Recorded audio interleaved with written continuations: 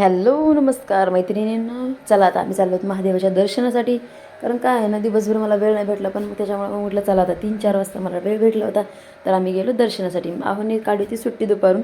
तर मला ह्या महादेवाला यायचं होतं, भरपूर दिवसाचं चाललं होतं मला की नाही मोठ्या महादेवाला जायचं म्हणून. तर आले आणि बघा भरपूर सारी गर्दी होती इथे. खूप छान वाटत होतं आणि का नाही लोकेशन पण एकच नंबर आहे इथलचं.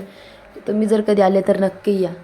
बघा तुम्ही किती छान आहे. आम्ही काय केलं अगोदर, इथं ना भरपूर सारे आहेत फिरायला, म्हणजे भरपूर सारे येऊ शकतात. बघा किती आनंद घेतात लेडीज, म्हणजे इथं झोका वगैरे खेळायला एकदम एन्जॉय करतात सगळेजण येऊन. आणि दर्शन पण आहे घ्यायला मोठ्या महादेवाचं.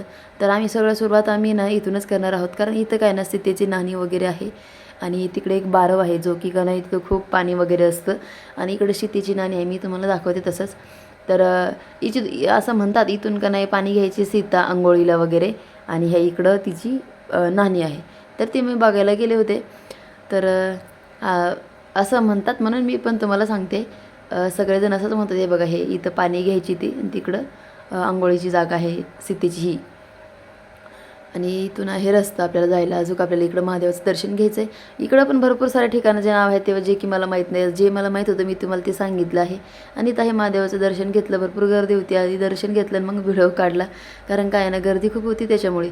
आणि इथं प्रसादासाठी सगळेजण बसले होते, तर म्हटलं चला देवाची चालून प्रसाद नाही घेतला तर कसं तरी वाटेल आहे की नाही. मग प्रसाद घेतला आणि खिचडी होती तिथंच. उपवास असले आहे म्हटल्यावर काय, तरी पण भरपूर लाईन होती दर्शनासाठी माहिती आहे का. आम्ही दर्शन वगैरे घेतलं. इकडं सप्ताह वगैरे बसला होता. त्या सप्त्याचं शेवटचा दिवस दुसऱ्या दिवशी असतो. आणि इथे जे आहे ना, म्हणजे इथं कसं होतं माहिती का, कुणी पण या आणि किती तुम्हाला जेवढं खायचं तेवढं खा. हे बाबा एवढी सेवा करत होते ना हे आजोबा.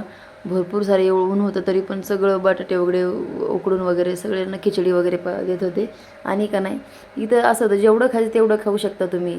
दिवसभर चालूच होतं त्यांचं. हे बाबांनी खूप मेहनत घेतली बरं का.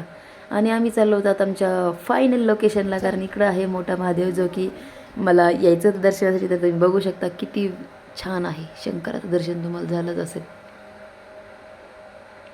एक नंबर आहे की नाही. बघा तुम्हाला जर यायचं असेल तर नक्की भेट द्या. आणि इथून आहे जे की दुसरे एक शंकराचं मंदिर आहे खालीच.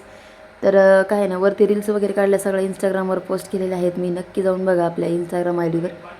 आणि इथं आहे ना, हे बघा आतमधला शंकर, इथं आतमध्ये जावं लागते शंकराच्या दर्शनासाठी. सगळं दर्शन वगैरे घेतलं. आणि व्हिडिओ कसा वाटला मला नक्की सांगायचं मैत्रिणींनो. तर आम्ही निघालो होतो आमच्या घराकडच्या लोकेशनला. तर व्हिडिओ कसा वाटला मला नक्की सांगा. आणि दर्शनाचं शंकराचं दर्शन घेतल्याशिवाय तुम्ही पण नक्कीच या. आणि का नाही खूप छान वाटतं. माझ्या मुलांनी तर भरपूर एन्जॉय केलं, तुम्ही बघू शकतात. खूप सारं एन्जॉय केलं त्यांनी. व्हिडिओ कसा वाटला मला नक्की सांगा. आणि यायचं बरं का आमच्या इकडे ह्या शिवतीर्थामध्ये दर्शनासाठी. आणि नवीन असाल तर कुणी चॅनलला सबस्क्राईब करायला अजिबात विसरू नका. टेलर लाईफ तर आपली चालूच आहे. टेलर लाईफमध्ये आपण स्वतःचा पण एन्जॉय केला पाहिजे, हो की नाही.